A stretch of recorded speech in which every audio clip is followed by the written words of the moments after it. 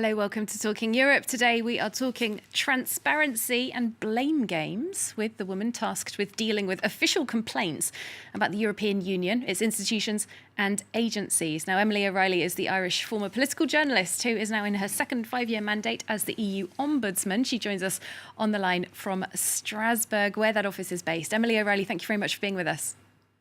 It's a pleasure. Thank you very much for inviting me.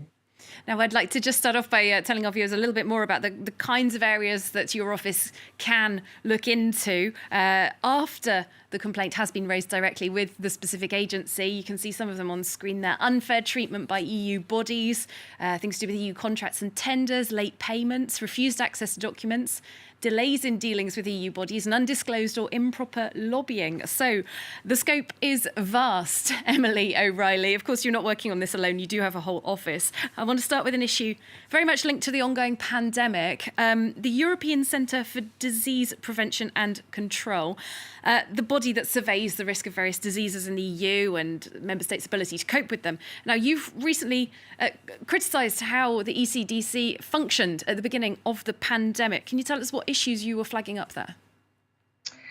Well, basically, it's a question of the powers that the ECD has, or rather doesn't have. The ECDC was created around about 2004 in the wake of the SARS epidemic, which actually affected very few people in Europe. I think 30 people were infected. One person sadly died. But compared to what's happening now, it was nothing, really.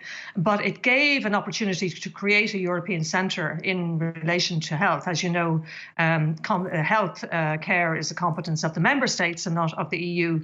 So this small centre was set up in Stockholm, in Sweden, and basically what its role is to coordinate disease prevention and control work by all of the member states. So when something big happens, they're in a position to coordinate what needs to happen in order to mitigate it. But in fact, the powers as between the ECDC and the member states were, shall I say, asymmetrical. While the ECDC had a very big title, it actually didn't have the right to go in and demand data and information from the member states relevant to what they were attempting to do. So when the pandemic happened, the ECDC simply wasn't in possession of the sort of information that might have helped mitigate things at the beginning. So we looked at the operation of the ECDC, transparency, various issues like that. But in the end, we basically said to the legislators that it's down to you. If you want to have this centre to be as effective as you said it might be, 20 years ago, then you need to give it additional powers. Well, and we are now 1 year into this pandemic. People watching this in Europe might well be wondering, has the situation with the ECDC changed at all from the beginning of the pandemic? Are they getting reliable information at this point? Well, I think so. At the moment, they're monitoring the vaccine rollout. But of course, that monitoring can only be as good as the information that is given to them by the member states. So I'm not blaming the ECDC for that. But to give an agency, an EU agency, a title like the Centre for Disease Prevention and Control implies to citizens that that is precisely what it can do and will do. But in fact, it didn't give it the powers to complement that. So now, as you know, the Commission and others have been talking about the creation of a health union. And I'm hoping that our investigation will be able to feed into that so that people can see where the gaps are. But I think it's important not to fool citizens into thinking that an agency does what it actually doesn't have the powers to do. There have also been some broader issues about how laws in general are made within the European Union, how decisions are taken, that you've been publicly critical about. You've said member states' individual positions aren't recorded in some of the official meetings. So it just says, for example, one country was opposed to this, or a couple of countries. If it was one, we'd be able to work out which one, of course. Some might say, though, that this current situation of giving a little anonymity is diplomatically helpful, as it allows a member state to maybe change heart without public loss of face. We saw this kind of situation when there were the wranglings over the European Coronavirus Recovery Fund. And therefore, having a little bit more anonymity makes changes of heart more likely. Well, two things about that. First of all, the Council isn't a diplomatic body, it's a legislative body, along with the European Parliament. And under the treaties, it is obliged to legislate in public. And European citizens also have a right to take part in the democratic life of the union, so that they can only do that if they have an idea of what's going on in the first place.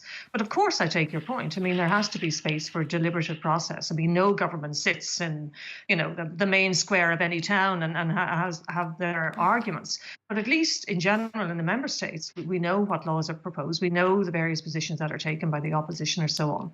We know what happens in committees. That doesn't happen at council level. And I fully understand that trying to get 27 people to agree on anything, even what to have for dinner, is very difficult. So, I appreciate that. But you can't have, on the one hand, a concern about the disconnect between European citizens and the EU itself, and then not help to make the link between that and not allowing them to know even what their own member states are doing if their member states are a little bit shy about telling them.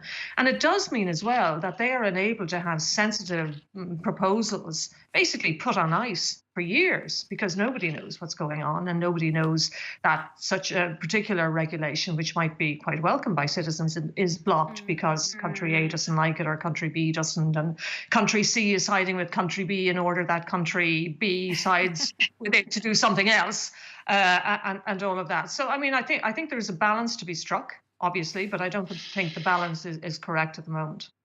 It's those tangled webs that do come up that you're describing there. You've talked about trying to end blame Brussels culture, whereby a country takes a position at the European level, but then sort of tries to obfuscate back home. France is taking on the EU presidency in January next year. Emmanuel Macron has talked a lot about citizen engagement, and he wants more Europe. Would you expect France to bring about change in this culture? Well, we have great expectations of France. France is a leading member state. It's a very significant member state, as we know, and it does and can and should take leadership positions in relation to this.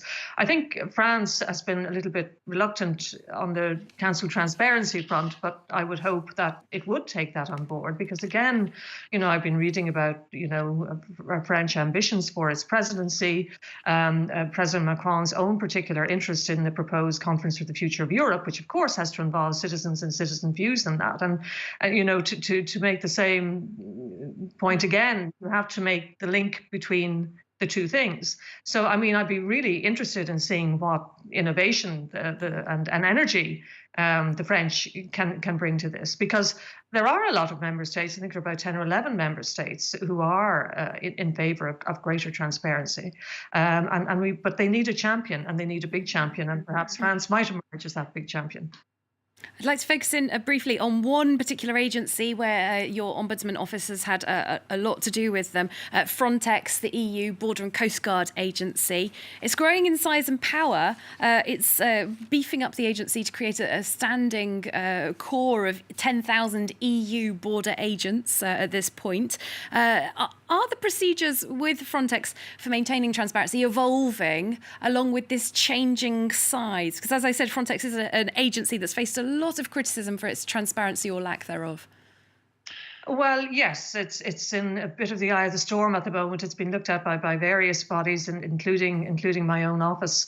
Obviously, it's been given a huge increased mandate, a significantly increased resources, and I should say 10,000 border guards before too long. So that's a massive increase. But, Frontex is also obliged to abide by its obligations in relation to fundamental rights. And of course, if you're going to greatly expand the number of border guards and greatly increase the activity, then of course there are risks in relation to possible violations of people's fundamental rights in relation to that. So that's one area that we're looking at. A few years ago, Frontex, through a new regulation, brought in a complaints mechanism whereby people can complain directly to Frontex if they feel that they have been badly treated by them. So we're taking a look at, well, how is that working? Mm-hmm. We're looking back at records in relation to 4 years of the operation of the complaints mechanism, and then we'll do an evaluation arising out of that. And of course, that feeds into the whole fundamental rights issue and debate that's currently ongoing. Just got time for a quick word about gender rights, women's rights, gender equality. We just marked the International Day of Women's Rights the past few days. It's still fairly unusual for a woman to head such an important office. Ursula von der Leyen didn't achieve the 50-50 gender equal EU Commission that she wanted. But on the other hand, the EU Commission has its first female president. There are more prime ministers and ministers in EU states who are women. What's your assessment of how the EU is doing overall on gender equality and women's rights? I think a lot better since the last time we spoke about this. And of course, we have Christine Lagarde as head of the ECB, which is a hugely important body as well. So I think, the EU is really making strides, and I notice it, I see it, I can feel it. But I think what the pandemic has shown is women at another layer of society who are not profiting from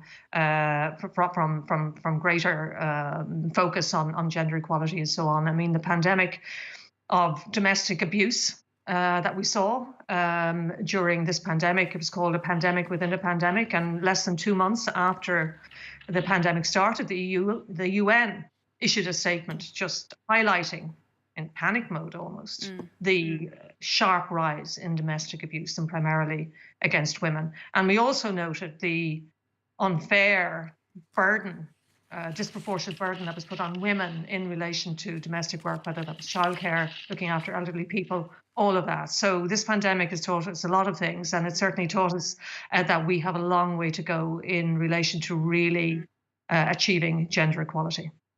Well, Emily O'Reilly, we'll have to leave it there, but thank you so much for your time. Thank you. And thanks to you very much for watching the programme as well. See you soon.